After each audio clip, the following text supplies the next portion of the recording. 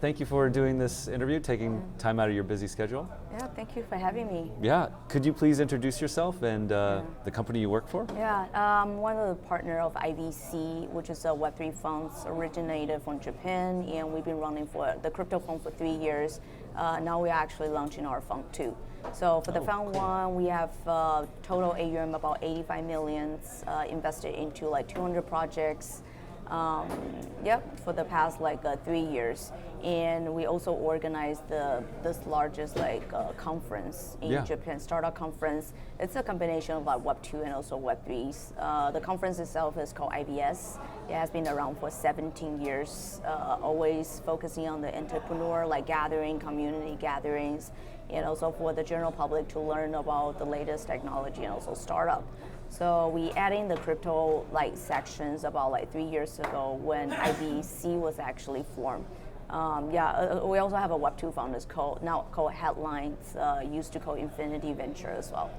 So this is pretty much about our company, our funds, and also the event that we run. It's called IBS. Cool. Yeah. And sorry, what's your name again? Ann. Okay, yes. Thank you, Ann. So you recently launched a fund. Called 3 years ago. 3 years ago. 2021. And you said it was for 85 million? Yeah, Fund 1 is 85 million. Yeah, and that was for Web 2 and Web 3 or Web 2? No, it's completely Web 3. Yeah. Oh wow, completely Web 3. For the Web 2, it's a global AUM because Emerge was another US VC 3 years ago, rebranded to HCM Capital. Used to call Infinity Venture as well. So as for the Web3 arm, we only established 3 years ago and carried the old legacy name as Infinity Venture and adding the crypto to emphasize that we only do Web3. Oh, so I see. yeah, so Web3 fund is about 85 million. Web2 side is global mandate is 3 billion. Yeah. It's now rolling into fund 5. Cool. So for the Web3 fund, what areas of Web3 are you focusing on for investment? Yeah, we actually pretty much our biggest heaviest sector is actually gaming and also entertainment sectors. So we do a lot of GameFi infrastructures, platforms, data analytics, all these, but focusing on the Web3. But that's for Fund 1. And as for Fund 2, we're actually getting into also AI. But of course, since it's a Web3 fund, and also we fundraise from externally, getting a lot of capital from the Japanese corporates, really? Such as Cool. SBI, SBI, Sega, Bandai Namco, Mixi, Akazuki. Who else? But a lot of Japanese corporates. Heavy hitters. Yeah, and also Circle is also our LP. Yeah, also same as for DCG. Nice. Yeah. These Japanese corporations have at least a reputation for being more conservative. Is this interest in Web3 new? No, they've been studying to Web3 for a while because they think that Web3 it's also providing a new way of making the a financial layer more efficient. So most of those big corporates such as SBI, NTT Docomo's or Sony's, they all have their Web3 divisions. And same for the company, a gaming company like Square Enix, Konami's, Sega, they all have their Web3 business divisions, trying to create either platforms and also products, such as Sony, both actually Sony, NTT, and also SBI, they all have their own a fintech wallets, trying to cover across all their ecosystems. So they've been around studying into Web3 for quite some time. Okay, cool. Yeah. So for me, just walking around the conference, I got the feeling that these Japanese companies are more interested in the gaming Web3 sector. As you mentioned, your round 1 fund. Is that accurate, you think? Yeah. And why is that? Because Japan is probably just gaming heavily a focus market. Okay. A lot of great gaming companies are originally from this place. Yeah. this country. So there's a lot of like gamings, like IPs, animations originated and still very popular and dominating. Around the world and carry this kind of like cultures around the world. So this is why that, and this is where we are started. So what we are actually good at. So we think that by incorporating like with the Web3 elements, those could be providing like value adds to the overall like very sector. Cool. Yeah. Awesome. Is the Japanese, how would you describe the Japanese public's knowledge of crypto and Web3? I think Japanese in general, they are usually a little bit behind than the global like crypto community. One of the main reasons is the language barriers. Language is I've heard that many times today. Language is definitely a big issue from this markets. But people are still trying to learn about this markets, and regulators are working hard on putting out policies, trying to regulate this markets, but not being completely shutting down, but trying to come up with the right solutions that could push like this whole like crypto sector, Web3, to a more positive like direction instead of what was that? It was actually being reputed as like a lot of like places or community just focusing on the financial returns and doing a lot of like pump and dump. But in Japan, a lot of like corporate, when they are actually dedicated to the Web3 divisions or business lines, they really wanted to see some kind of like reform and innovations with the Web3 elements, which is they are still also searching, but at least like they are still undergoing like study. I spoke with a game producer this morning, and he said that in his experience, a lot of gamers, Japanese gamers, they'll read about a game and it'll be Japanese, and then tons of English words, like crypto words, you know, and he's like, it's too confusing. So I understand that. I also think though that the Japanese government, it seems to me, has done a good job at setting up like regulatory frameworks that offer a lot more clarity than, for example, America, which would allow large companies to more comfortably get into the space in meaningful ways. I think that regulator is meant to protect the market, like retails especially, but it doesn't mean to like kill the innovation. So it's trying to find a balance and find what's the right way of like launching the Web3 products and how to let if there's token it's being launched in this market, it try to making sure that like retails are not being hurt and being rock pulled by some of the projects. It was not, good intentions. Do you mind me asking, what's your job and what do you focus on doing on a day-to-day basis? Actually, my day-to-day basis is supposed to be on investment until like every few like months before IVS, then we're actually part of the arrangement. But our day-to-day job is actually, we are the venture capital. So I'm actually running the investment divisions.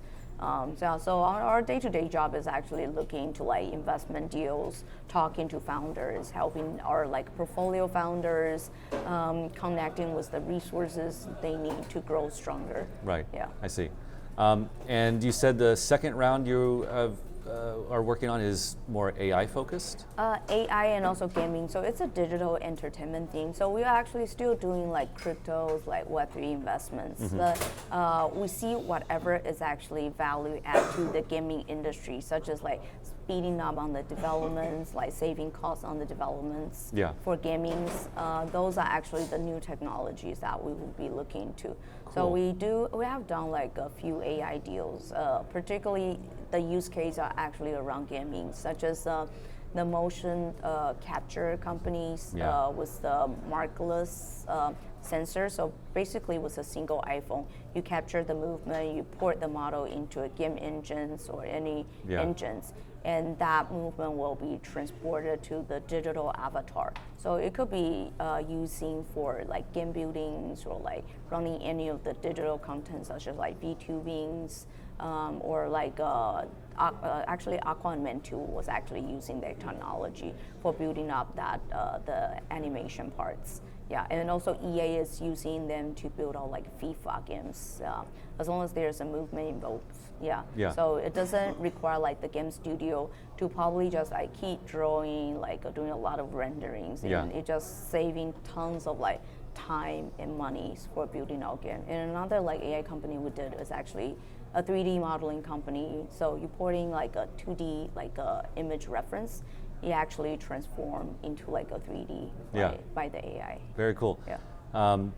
The things, these AI companies that you're talking about and the products they're making, they seem to be a little more pragmatic than some of the more headline-catching AI things, which I think, you know, you don't know exactly what they can deliver. And that seemed a lot more interesting to me, what you're talking about, because it's addressing a real issue and doing some work like now. Yes, because a lot of the problem with AI is like, I know that a lot of people be hearing, oh, like AI is a big trend, but there is no really use case. Yeah, and not everyone can build all like ChatGPT. Like I think one ChatGPT is actually good enough, and you need a humongous amount of data to feed to train the LLM models, which is not that realistic, and also it's hard to find a business model making money out of it. So when we do investment, we tend to look into the real use case, and the company has already either like signed the contracts and already or generated revenue, such as the company I just mentioning, the doing that motion capture one. They are already on 4 million ARR, and EA signed the second year like term sheet with them. Yeah. Very, very cool. Yeah, I mean, I've seen AI projects more related to crypto stuff, and basically it boils down to like a API call to ChatGPT or Claude or something like that. A lot is like predictions or speeding up, or like you give like instruction to AI to do trading for you. But the thing is like, we don't find this as a value add, or it's necessary to be used to solve much of the issues. Like a lot of these, like the trading instructions, it can still be done like the quantitative like analysis to do the trade or implementing the strategy. You don't really need to be relying on AI that much. So we find like AI is a perfect use case in addressing for the gaming development It process. does sound like it, totally. Just as an aside, you sound very passionate about this and knowledgeable. Do you like your job and you love spending time doing this? Yeah, because I think that these days, like gaming has always been big, and I think that is also getting. I know that like it's probably recently there's a cool down in the markets, but the entertainment part has always been there. You see that there's actually a more intersections with like entertainment with like gaming, social with like gaming. So gaming is just like one way of like providing more like an entertainment activity for like people's like day to day. But we think that like going forward, so we are just not really dedicated like investing into gaming, but we call ourselves like investing into the digital world. So we don't want to quantify it, or we don't want to say it as a like metaverse, because the old metaverse, it didn't really have contents. But game itself, in our view, it's already see it as a metaverse, because you have a lot of games, you have open world, you have a storyline, if it's an RPG, there are already like people living in it, like people socials. So we think that games is a good prototype for like building the future metaverse, but you still need some technology to get ready in the future. So what we are envisioning is like the world will be moving towards sort of like the Ready Player One. Like there will be a lot of like intersection between the physical world and also the digital world. And of course that like crypto and also Web3 will be providing that financial layers in that digital worlds. And also we need still a lot of like infrastructure toolings to realizing the vision that we are actually seeing. And they are already getting more and more like examples, such as we also invested into like a K-pop agency. Interesting. Yeah, so we are seeing that like because K-pop is a great go-to-market strategy for a lot of like products, especially targeting for the younger generations. Like you see McDonald's, like Coca-Cola, like iPhones are all working with like the latest, like the hottest like K-pop groups. and you, just by signing like with a good K-pop group, your campaign can go globally. Right. Fashion easily. brands. Yeah. So that's why we are also seeing the same trend in games, like such as like League of Legends. They actually did one campaign with a girl group called Oh, really? Juice. I didn't know that. Wow. Yeah, and also like Overwatch did another one with another group, the Seraphine last year. So and also recently, I think Pokemon Go did a campaign with aespa as another girl group. So we think that like since the genre of the customer is actually similar between the games and also K-pop, so it's a new way of like go-to-market strategy. And one thing that also mentioning about like the gaming market has been stagnating, so they wanted to find new users, which they think that like female gamers could be a new market to be addressed. So they try to use like K-pop as a new way to tap into like the female like gamer markets. Right. Yeah. So correct me if I'm wrong, but it sounds like you are focused on the Asian side of like the gaming business. How would you contrast Asia's gaming culture business environment versus like a Western one, like America? Yeah. I think even like in Asia, like each market, like the gamers are very, very different. Oh, could you please elaborate? Okay, yeah, such as for Japan, like I think it's due to the culture that most of the multiple like players like mode games don't really become like the top game in Japan. Yeah. Really, so multiplayer is not? Yeah, multiplayer is not. It's like, because like this is a culture that people prefer to, when during their break time or also like relaxing time, because like playing game is supposed to be relaxing. Yeah. Away from work. So they try to disengage themselves, trying to only like focus on individualism. So they don't really need another like a peer pressure. So just in case you are playing like MOBA, like you're teaming out like a League of Legends with another 4 people, and you tend people to are be yelling at each other. the bad sheep. Yeah, so they don't need that extra stress from playing games. Like games is supposed to be for the relaxation. So any of the multiple like people, players like and they don't like shooting genre as well. Like they don't like any kind of like the genre of the games that will add more pressure to their daily life. Right. So they like so a lot of like games that do well usually a lot are actually RPG games, like single person like RPG, open world RPGs, action RPGs. So it's just they love like the worldview and also the storylines like embedded in the game, and also casual games like puzzle games. Those are actually the games that actually do well in Japan. And as for like Korea, like Hong Kong, Taiwan, China, you have like games. Those market actually, or Southeast Asia, those actually market that like to do like the multi people. Yeah, I've like noticed people that. actually like socializing with your friends. Yeah, so these are actually the market, and also for the RPG, it's also particularly working better with Korea, Taiwan, and also like China markets. Interesting. Yeah. Yeah, I've even noticed like you know, when I was younger, I was an avid gamer, but like even the style of RPGs from like the West versus Japan, like Final Fantasy style, very like story heavy. Yes. More directed versus like Baldur's Gate. How old I am. This is a lot more. It's now from Baldur's Gate 3. So No. Do you play games? Not as much, no. It's mostly for work, where I play test for work.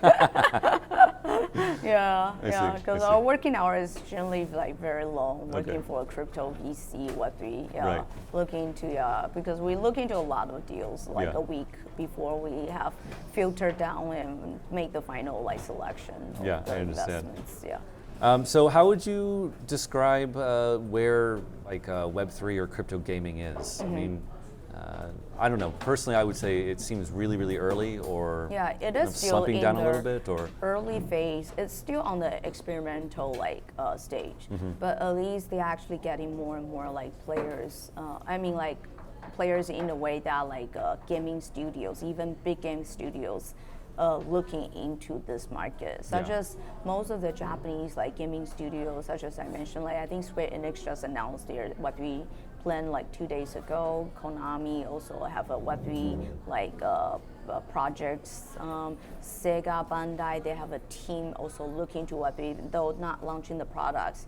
Sega actually worked with Double Jump and also Oasis, licensing their IP to do a trading card game. Oh, cool. So everyone is actually still looking into like on the exploration stage and experimenting stage on how to like do it right with the right like a token model incorporated into the gameplay.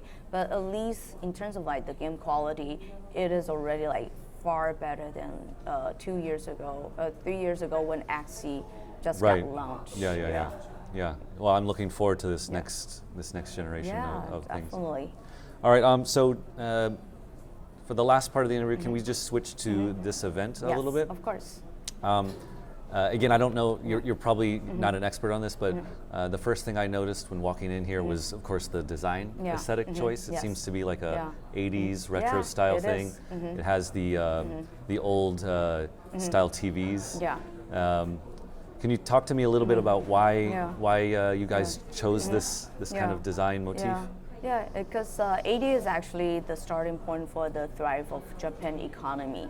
So, such as like U.S. always say like making U.S. great again. So this is emphasized about giving like especially the young generation the hope about the startups. It's providing like Japan younger generation. Making like Japan great again. So the local government, like Kyoto government, is really supportive this time. Like for our launch pad that we ran yesterday, like the first prize winner actually got about like $70,000 grants from the Kyoto government. That's awesome. Yeah, so this is, the whole design is actually trying to signal that we wanted to see that there will be like great startup, could be possibly from this like IVS. Yeah, right, and Kyoto obviously historically has a lot of like gaming or not startup companies, but gaming companies, obviously Nintendo.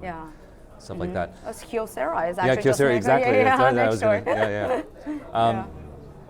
So this is the third day. Yeah, this is the third day. How has this event gone, do you think, so far? Yeah, it's actually finally it's all like on third day. It's a lot of people this year. It's like I think our total registry was 12,400. By end of yesterday. So I think that even this is far away from the center of like Kyoto, I think one of the, I think generally people are pretty happy about the event. The only like slight negative feedback is a little bit far away from the central, but we are moving back to closer to the central next year. Next year is still going to be in Kyoto. So hopefully, last year we had about like 10,000 people, 10,500 people, and this year we got like 12,000. So it's growing a little bit, but I think that every year should be running in the similar scales. Yeah. Cool. But next year is going to be back in central of city, so people shouldn't be complaining. I understand. So for people who are not familiar with like how these kinds of events work, you have like a main place like this conference here. Here we are, and then lots of side events. Yes, a lot of side events. A lot of side events. Can you talk to me a little bit about why you have this like kind of dual model of a central place and then side events all over? Actually, a lot of those side events is actually not organized by us. It's actually organized by a lot of our partner. The reason that why you see like the side event has the IVS brand on it is because we actually filter. So cool. like making sure that those are actually quality. So you curate it a little bit. Yeah, we curate it a little. At least we actually select the ones that seems like legitimate. Otherwise, it's everything. Like a lot of people are trying to do side events, so we try to maintain the quality. So I think from last year and also this year, most of the feedback is like we are a very organized events compared to a lot of like conferences in the world. So that's why we try to trying to making sure that we deliver a good quality of like contents and also like for anything involved with the events, it's like every places that people go to, people feel it's actually worth their time to, if it's foreign people, I hope it's actually worth their time to fly all the way to Kyoto. Yeah. Well, I mean, yeah, all the people I've talked to have enjoyed it. I've enjoyed it.